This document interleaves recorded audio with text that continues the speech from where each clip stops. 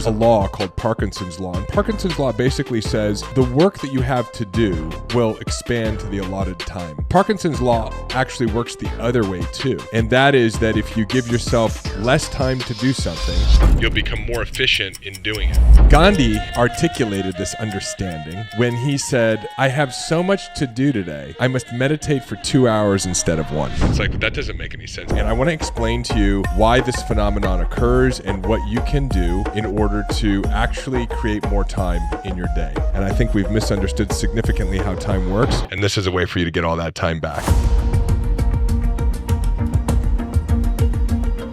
I was thinking about titling this episode The 36-Hour Day because that's really how much you can get done if you stop becoming a slave of time. And so I want to give you a little bit about my own story and how I experienced this alteration in time, how time is not fixed in our lives. And I've shared with you part of my personal history is being in a recovery program. And it was back in 2010. I was running a venture-backed technology company. I'd raised over $4 million from some private investors, venture capitalists, as well as Silicon Valley Bank, the famed failed bank over the last few years. I raised over $4 million for a search engine optimized lead generation network. I was really early on in SEO back in 2004, 2005. People didn't even know what it was. And I hired a web developer to build me a website that generated mortgage leads. And within about 90 days, it was the number one ranking mortgage lead generation website on the internet. So I started this company, and back then I had no idea what personal growth was. I had no idea what mindset was. I don't even think I knew what the phrase self-awareness was, and I certainly wasn't self-aware because by the time that business was about 5 years old, I realized I was in the midst of my drug and alcohol and pornography addiction, and my life had become unmanageable. My business was failing, and thankfully my life started falling apart because it forced me to take a look at what was going on. And I started working with a therapist who said, listen, here's the game plan for the next 90 days, right? Number one, you're a drug addict and an alcoholic. That was a hard pill to swallow. And number two, here's what your game plan is. You're going to go to 3 12-step meetings a week. And this was about a 30 to 45-minute drive from my house. You're going to come to therapy once a week. And you're going to come once a week to the men's group that I run here in my therapy practice. I was like 5 days a week. I'm driving, an hour to an hour and a half road time by the time I get there and back, plus the hour of the meeting or the therapy or the men's group. And I said, there's no way I can manage this with the amount of time I have in a day. But I knew I had to do it. And so I reprioritized and I made my recovery first. And what happened was pretty miraculous. As a result of putting my recovery first, the rest of my life became much more efficient and organized. And the things that I thought took a certain amount of time ended up getting done in a fraction of the time. A lot of the things that I thought were, weekly commitments ended up falling away. It turned out I either didn't need to do those things or someone else did them for me. And I was able to not only work my recovery program, but create much more in my business within the same amount of time. And at first it was a little deceptive because I was like, well, yeah, of course, because I'm sober, right? I'm no longer spending all of this time acting out in my addiction. And part of that is true.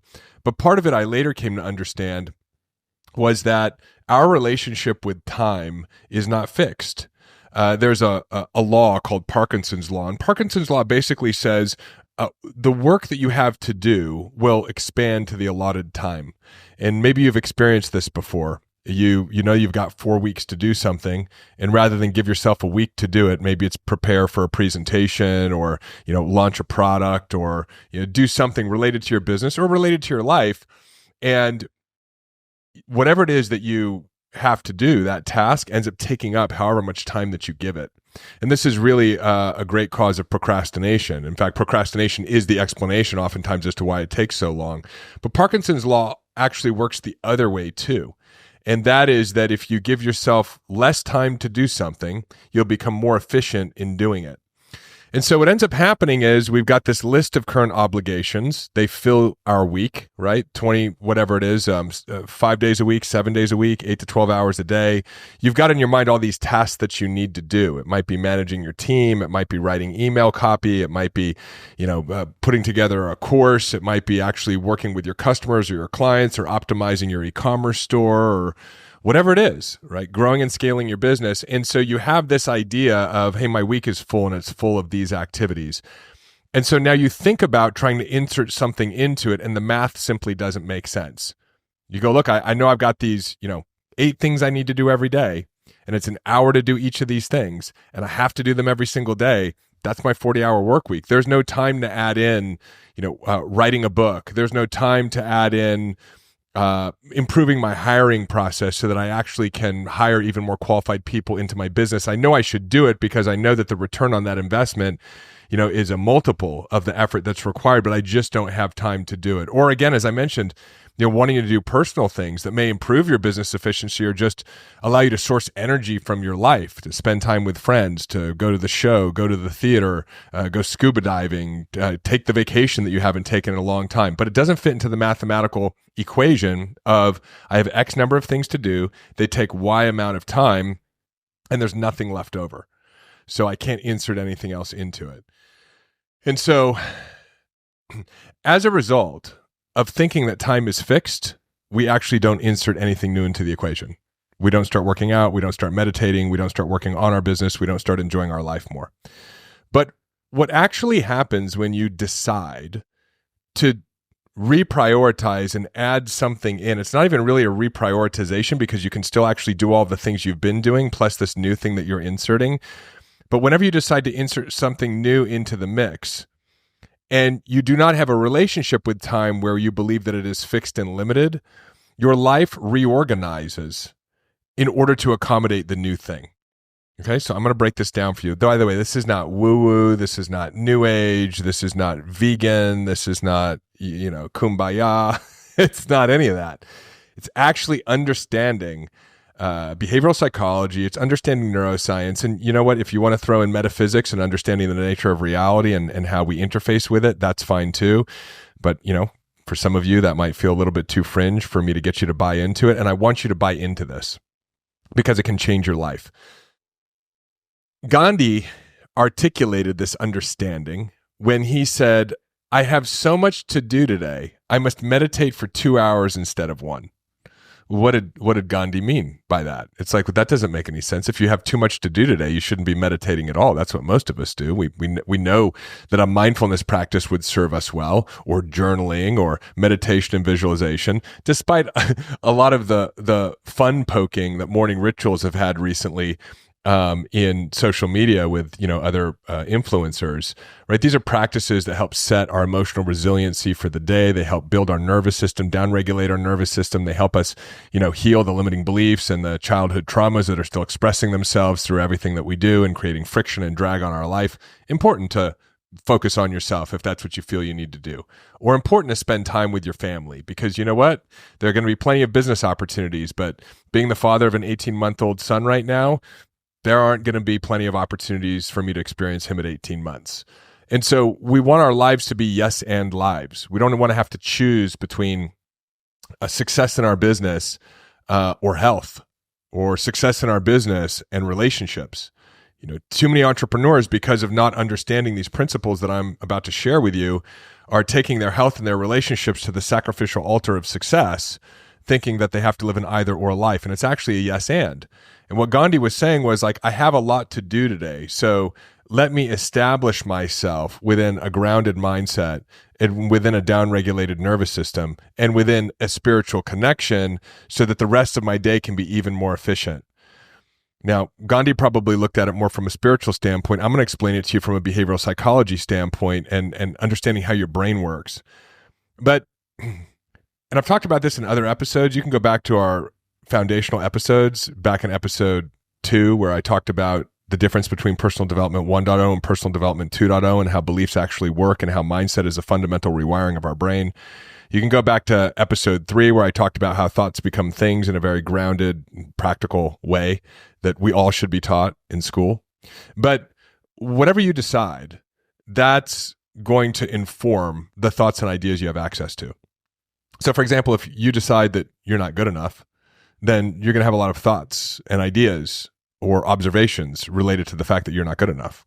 You're going to be self-critical. You're going to be self-judgmental. You're going to have low self-esteem if that's what you've decided, if that's what you believe. If you decide that anything is possible and that you're capable of creating any type of result as long as you put your energy and attention and effort towards it, then you're going to have thoughts and ideas that are in alignment with that. You're going to start thinking about opportunities that you could pursue and create success with, opportunities to make more money, opportunities to build more friends, opportunities to find an intimate relationship. And so whatever it is that you actually decide or believe, because I believe they're the same thing. I believe that beliefs are decisions, but whatever it is that you decide, you're going to have thoughts and ideas in alignment with whatever it is that you decide. So what that means is that our decisions inform our thought process, both our conscious thought process and our unconscious thought process. You're making thousands of unconscious decisions every single day, right? Whether you hit the snooze bar or not, what time you decide to go to the restroom, what time you log on to social media, which determines what posts you see and advertisements you see in your news feed. And all of these unconscious decisions are being driven by the beliefs you have about the world or the decisions that you make. And so if you decide that you don't have enough time to insert these important, if not critical, activities into your day because your day is already filled with your current obligations, then you're not going to have any access to more efficient thoughts that could reduce the amount of time that you're spending on your current task list. Hey, it's David. Quick interruption to your regularly scheduled podcast episode. I want to let you know about an opportunity to go even deeper into this work together. If you have not yet, please check out the show notes. In there, we've got links to both our Mind Hack and our Whole Human Framework programs. Our Mind Hack course is an incredible framework. It's the foundation of everything that I teach on this show to help you understand how to become deeply aware of the subconscious programs that are holding you back and to teach you the technologies and frameworks to allow you to dramatically transform those belief systems and rewire your brain. Again, the Mind Hack program is our 7-day self-paced program. We also have our 12-week course, The Whole Human Framework. And we've got both of them right now bundled in a special offer for those of you who want to go big, want to go fast, and who understand that you don't want to put off another day of your full potential or holding on to unnecessary stress, anxiety, or suffering, but you want to be liberated from these habits of thinking and have a powerful living experience. Check out the link in the show notes, jump on over to the website, take a look at the programs and the extraordinary success stories of entrepreneurs just like you who have gone through these courses, and I will see you on the other side. And now, back to your regularly scheduled podcast episode. But, the way you're approaching your business right now and the tasks on a day-to-day basis are just one possibility. There's an infinite number of possibilities. And so if you actually decide a yes, I'm going to do all the things that I need to do, and I'm going to, carve out 30 minutes for myself today for whatever it is, self-care, go for a walk, play with your furry friend, cold plunge, whatever it looks like. The rest of the time that you're working is going to completely reorganize in terms of your thought process. You're going to think things differently.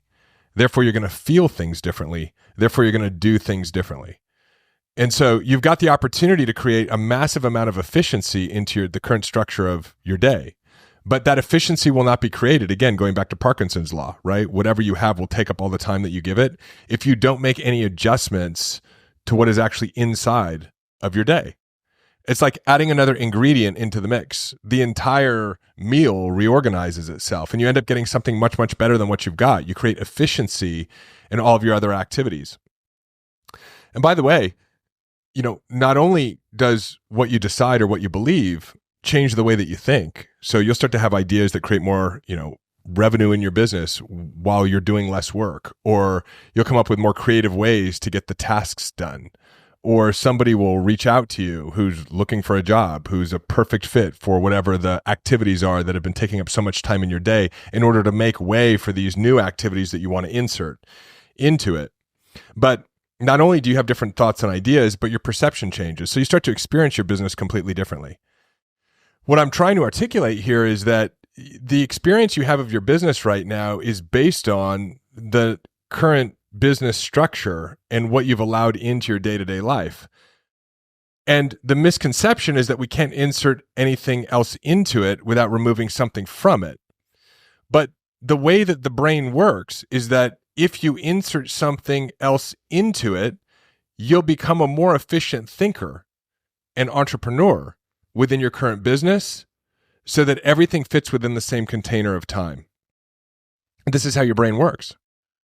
And again, going back to episode 3, where I talk about, what it is you believe or what it is you decide. And in this case, what you decide your day is going to be like, what you decide is important to you, what you decide you can do within the course of a day or a week, what you decide is possible. Not only does that affect the way you think and the way you feel, and therefore the actions that you take, and not only does it inform the unconscious decisions that you're making on a day-to-day basis, and not only does it affect the perception you have of your business, so that when you add more things that give you energy that you want to be doing, you create an efficiency across the board.